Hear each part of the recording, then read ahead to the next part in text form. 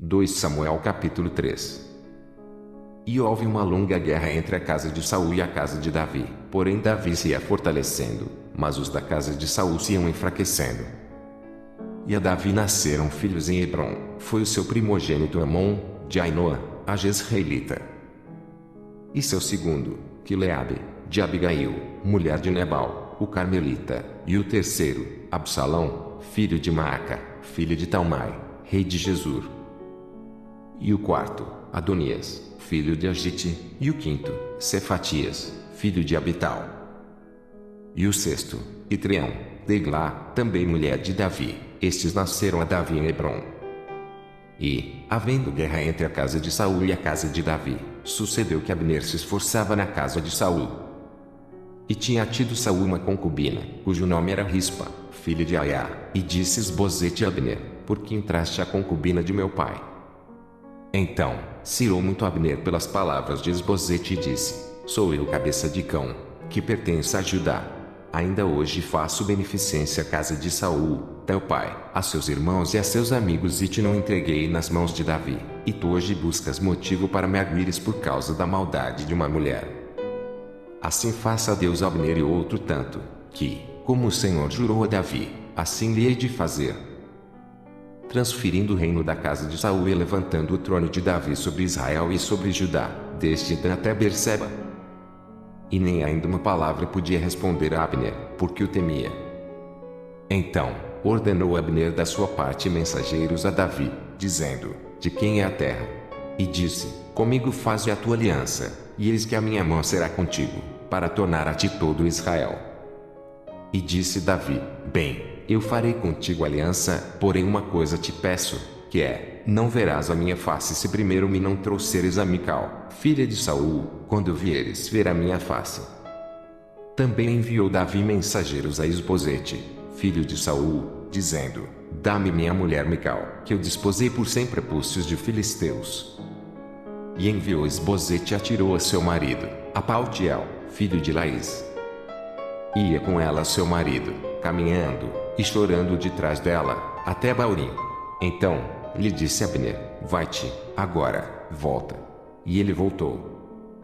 E praticava Abner com os anciãos de Israel, dizendo: muito tempo há que procuravas que Davi reinasse sobre vós. Fazei-o, pois, agora, porque o Senhor falou a Davi, dizendo: pela mão de Davi, meu servo, livrarei o meu povo das mãos dos filisteus e das mãos de todos os seus inimigos. E falou também Abner o mesmo aos ouvidos de Benjamim, e foi também Abner dizer aos ouvidos de Davi, em Hebrom, tudo o que era bom aos olhos de Israel e aos olhos de toda a casa de Benjamim. E veio Abner a Davi, a Hebrom, e 20 homens com ele, e Davi fez um banquete a Abner e aos homens que com ele vinham. Então, disse Abner a Davi: eu me levantarei, e irei, e ajuntarei ao rei, meu senhor, todo Israel, para fazerem aliança contigo, e tu reinarás sobre tudo o que desejar a tua alma. Assim, despediu Davi Abner, e foi-se ele em paz. E eis que os servos de Davi e Joabe vieram de uma sortida e traziam consigo grande despojo, e já Abner não estava com Davi em Hebrom, porque este o tinha despedido, e se tinha ido em paz. Chegando, pois, Joabe e todo o exército que vinha com ele, deram aviso a Joabe, dizendo: Abner, filho de Ner, veio ao rei, e o despediu, e foi-se em paz. Então, Joabe entrou ao rei e disse: que fizeste? Eis que Abner veio ter contigo, porque, pois, o despediste de maneira que se fosse assim livremente. Bem conheças Abner, filho de Ner, que te veio enganar, e saber a tua saída e a tua entrada, e entender tudo quanto fazes. E Joabe, retirando-se de Davi, enviou mensageiros atrás de Abner, e o fizeram voltar desde o poço de Sira, sem que Davi o soubesse. Tornando, pois, Abner a Hebrom, Joabe o tomou à parte, à entrada da porta, para lhe falar em segredo, e feriu ali pela quinta costela, e morreu por causa do sangue de Azael, seu irmão. O que Davi, depois, ouvindo, disse: inocentes somos eu e o meu reino, para com o Senhor, para sempre, do sangue de Abner, filho de Ner. Fique-se sobre a cabeça de Joabe e sobre toda a casa de seu pai, e nunca da casa de Joabe falte quem tenha fluxo. nem quem seja leproso, nem quem se atenha a bordão, nem quem caia a espada, nem quem necessite de pão. Joabe, pois, e Abisai, seu irmão, mataram Abner, por ter morto Asael, seu irmão, na peleja em Gibeão.